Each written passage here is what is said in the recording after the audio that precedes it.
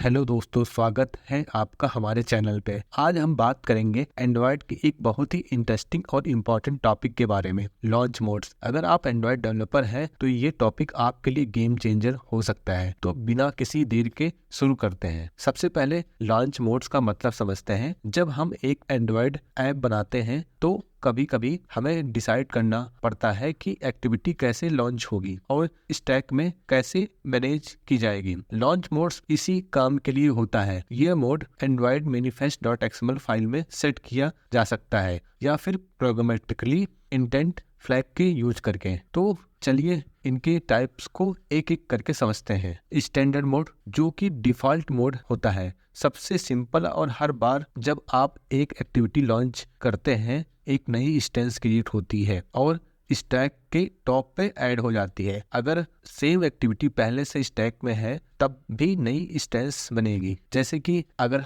हमने एक एक्टिविटी ए खोला है, फिर बी एक्टिविटी पे गए, फिर से हमने बी एक्टिविटी ओपन किया, फिर से हमने बी एक्टिविटी किया, तो ये एक इंस्टेंस स्टैंडर्ड मोड को फॉलो कर रहा है। तो एक रियल वर्ल्ड एग्जांपल लेते हैं। मान लीजिए आप एक नोट टेकिंग ऐप बना रहे हैं। यहाँ आप अलग अलग नोट्स खोल सकते हैं, तो हर नोट के अलग इंस्टेंस बनेगा। ये मोड तब परफेक्ट है जब आपको इंडिपेंडेंट इंस्टेंस चाहिए। अब बात करते हैं सिंगल टॉप मोड की। इस मोड में अगर एक्टिविटी स्टैक के टॉप पर ऑलरेडी है तो नई इंस्टेंस नहीं बनेगी, बल्कि उस एग्जिस्टिंग इंस्टेंस का on new intent method call होगा। अगर एक्टिविटी टॉप पे नहीं है तो नई इंस्टेंस क्रिएट होगी। जैसे कि हमने एक्टिविटी ए से एक्टिविटी बी पे गया, अगर हमने एक्टिविटी ए से बी पे गया और फिर से हमने एक्टिविटी बी को ओपन किया, तो हमारा पहले से जो एक्टिविटी बी है वो उसका नया इंस्टेंस नहीं क्रिएट होगा। तो ये एक एग्जांपल है। इसका यूज केस है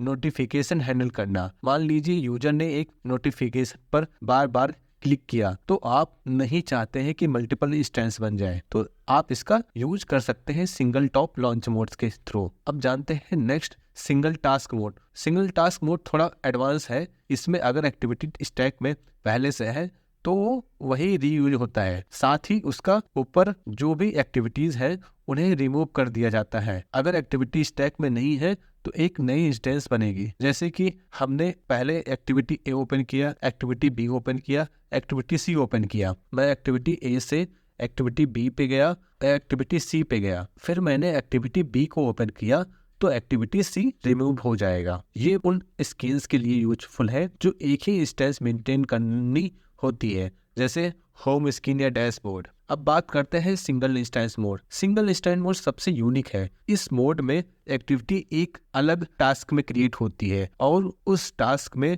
और कोई एक्टिविटी ऐड नहीं की जा सकती है। जैसे एग्जांपल, मैंने पहले एक्टिविटी ए से एक्टिविटी बी पे गया, फिर मैंने टास्क 1 एक्टिविटी ए से एक्टिविटी बी पे गया, फिर मैंने एक टास्क 2 क्रिएट किया एक्टिविटी डी, तो ये 2 टास्क क्रिएट हो गया। तो ये मोड उन एक्टिविटीज के लिए यूजफुल है जो ऐप के बाकी पार्ट से इंडिपेंडेंट काम करनी होती है, जैसे मीडिया प्लेयर या फोन कॉल स्क्रीन। अब सवाल आता है लॉन्च मोड को कैसे सेट करें। आप ये तो एंड्रॉयड manifest.xml फाइल में लॉन्च मोड्स एट्रीब्यूट का यूज कर सकते हैं या प्रोग्रामेटिकली इंटेंट फ्लैग यूज कर सकते हैं। दोनों तरीके सिंपल और इफेक्टिव हैं, बस आपके यूज केस के ऊपर डिपेंड करता है। तो दोस्तों ये थे एंड्रॉयड के 4 launch modes: standard, single top, single task और सिंगल इंस्टेंस। हर मोड का अपना एक यूनिक यूज केसेस है। अगर आप इन्हें सही तरीके से इम्प्लीमेंट करते हैं तो आप अपने ऐप के